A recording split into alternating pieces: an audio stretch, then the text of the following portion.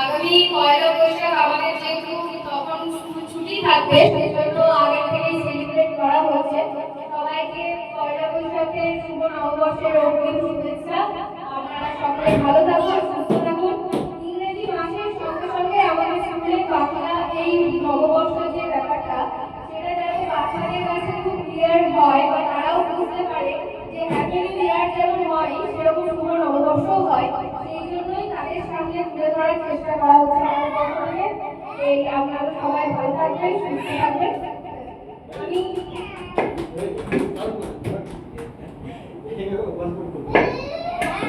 আমি একটা আবৃত্তি করছি রবীন্দ্রনাথ ঠাকুরের লেখা।